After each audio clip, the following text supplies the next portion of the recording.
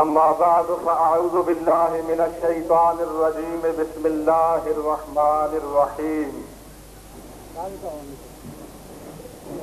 وننزل من القرآن ما هو شفاء ورحمة للمؤمنين صدق الله مولانا العظيم وصدق رسوله النبي الكريم الأمين ونحن على ذلك لمن الشاهدين والشاكرين والحمد لله رب العالمين رب اشرح لي صدري ويسر لي أمري واحلل عقدة من لساني يفقهوا قولي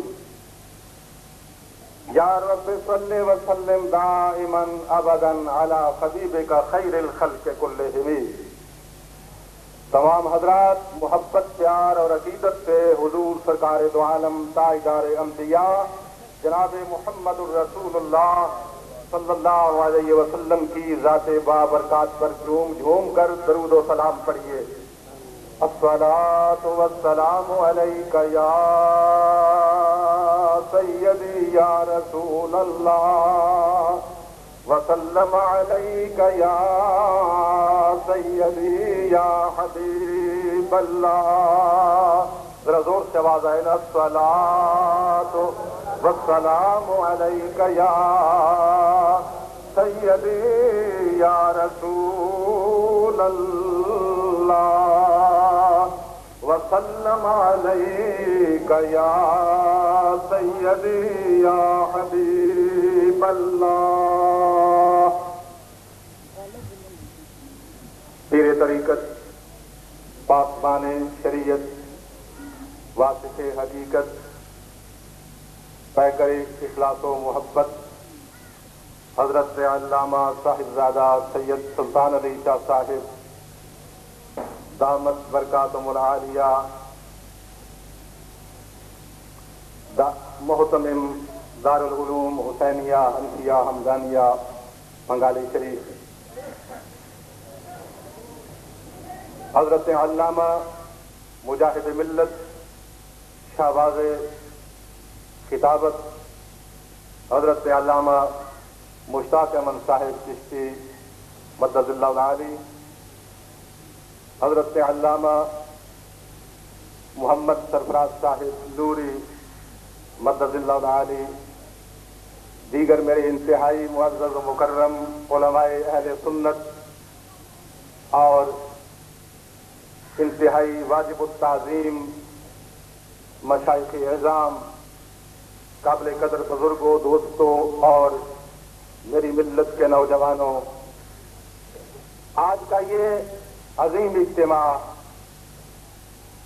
دارالعلوم حسینیہ حنفیہ حمدانیہ بنگالی شریف میں جلسہ دستار فضیلت کے سلسلے میں انعقاد پذیر ہے، جس میں مجھے اور آپ کو حاضری دینے کا شرف نصیب ہو رہا ہے۔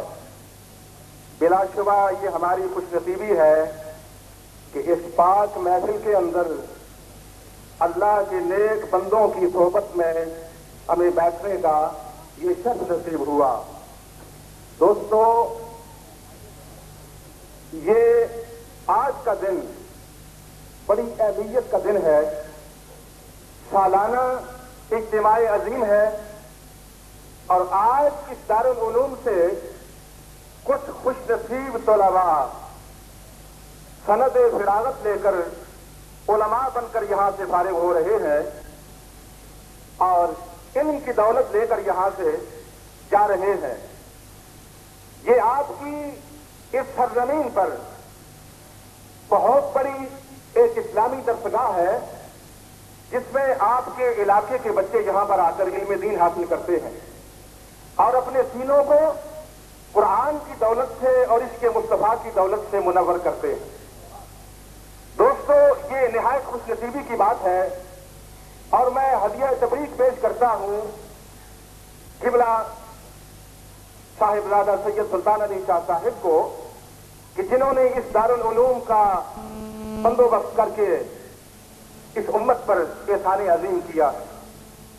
انہوں نے دین متین کی خدمت کے لیے اپنی زندگی وقف کر دی اور دین متین کی خدمت کے لیے اپنا گھر بھی انہوں نے اسی سلسلے میں لگا دیا، اور اللہ رب العزت سے وہ سودا کیا کہ جو ہر کس و ناقص کا کام نہیں ہے۔ میرے دوستو، خوش نصیب ہیں وہ لوگ جو یہاں سے علم حاصل کر کے پھر دنیا میں جا کر اس علم کو پھیلاتے ہیں اور علم کی ترویج و اشاعت کا فریضہ سر انجام دیتے ہیں۔ یہ علم ہمیں کہاں سے ملتا ہے؟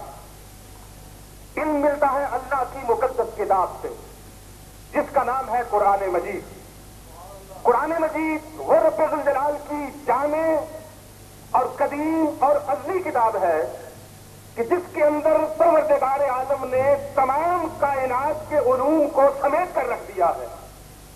ہر علم قرآن کے اندر موجود ہے، اور اگر قرآن کے معنی پر غور کر دیا جائے تو یہ مسئلہ بڑی آسانی سے سمجھ میں آ سکتا ہے کہ قرآن کا مطلب کیا ہے۔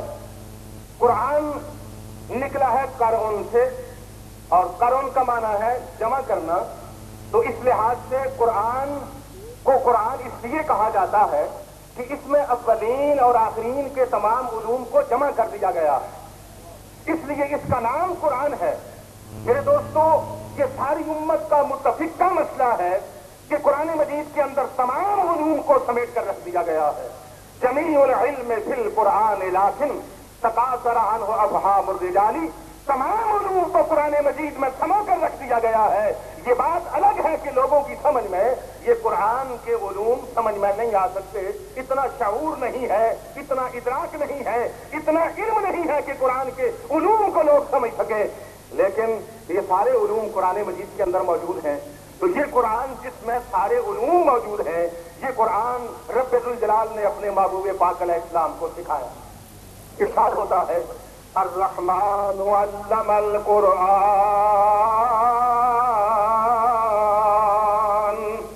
سب کہہ دو سبحان اللہ، ذرا زور سے کہہ دو۔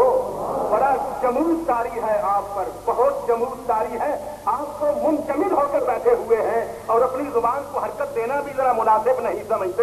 دوستو، اس قسم کی بابرکت محفل میں بیٹھ کر پھر آپ اتنے خاموش ہو کر بیٹھے ہوئے ہیں۔ یہ قرآن کا ذکر ہو رہا ہے، صاحب قرآن کا ذکر ہو رہا ہے، رب دو جہان کی نعمتوں کا ذکر ہو رہا ہے، اور پھر مشائخ عظام کی موجودگی میں یہ مقدس ذکر آپ کے سامنے کھڑا ہوا ہے، تو آپ کے لیے یہ خوش نصیبی کا موقع ہے، کچھ اپنی زبان کو بھی حرکت دیتے جاؤ تاکہ آپ کی جھولیاں بھی ارام خداوندی سے بھرتی جائیں۔ آئے ہو تو کچھ لے کے جاؤ، معروم ہو کے تو نہ جاؤ یہاں سے۔ میں قرآن کی بات کر رہا ہوں، قرآن سے کیا نہیں ملتا؟ ہر چیز ملتی ہے، ہر علم ملتا ہے قرآن سے، اور قرآن رب ذوالجلال نے سکھایا اپنے محبوب کریم علیہ الصلوۃ والسلام کو۔ فرمایا الرحمن علم القرآن، رحمان نے سکھایا قرآن۔ کس کو سکھایا؟ اپنے محبوب کریم علیہ الصلوۃ والسلام کو سکھایا۔ میرے دوستو، اب ذرا اس بات پر تھوڑا سا غور کرنا ہے، سکھانے والا کون ہے؟ یہ اعلان قرآن مجید کا۔ میں اپنی طرف سے بات نہیں کرتا، اگر میں بات کروں تو اس پہ اعتراض ہو سکتا ہے، اگر کوئی مفتی بات کرے تو اس پہ اعتراض ہو سکتا ہے، اگر کوئی خطیب بات کرے تو اس پہ اعتراض ہو سکتا ہے، لیکن جو رب ذوالجلال کا ازلی اور قدیم قرآن ہے اور کلام مجید ہے، اس پر بھلا اعتراض کرنے کی جرت کون کر سکتا ہے؟ قرآن پیش کر رہا ہوں نا رب ذوالجلال کا۔ ارشاد ہے کہ رحمان نے سکھایا قرآن، کسے سکھایا؟ اپنے محبوب کو سکھایا۔ اب سکھانے والا خدا ہے اور سیکھنے والا مصطفیٰ ہے۔ سکھانے والا کون ہے بولیے؟ خدا ہے۔ سیکھنے والا کون ہے؟ مصطفیٰ ہے۔ ارے سکھانے والا رب کائنات ہے اور سیکھنے والا محبوب کائنات ہے۔ سکھانے والا رب العالمین ہے، سیکھنے والا رحمت للعالمین ہے۔ سکھانے والا خالق کل ہے اور سیکھنے والا مالک کل ہے۔ ارے سکھانے والا موتی ہے، سیکھنے والے قاسم ہے۔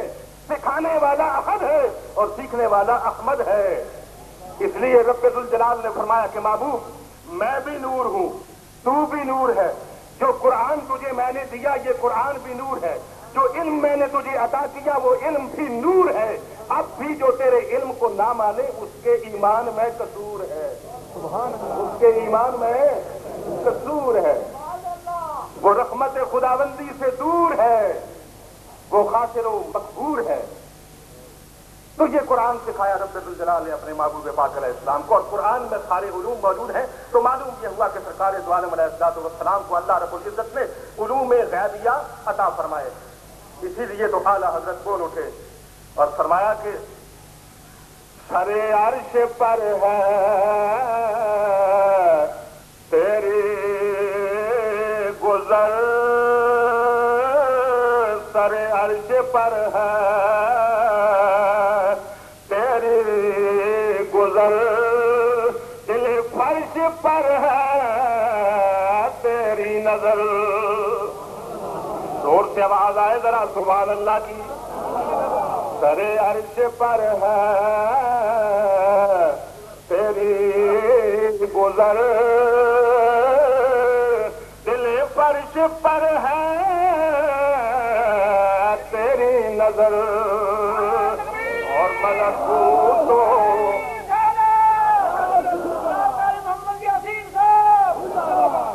سرے عرش پر ہے تیری گزر، دل فرش پر ہے تیری نظر، ملکوت و ملک میں کوئی شے نہیں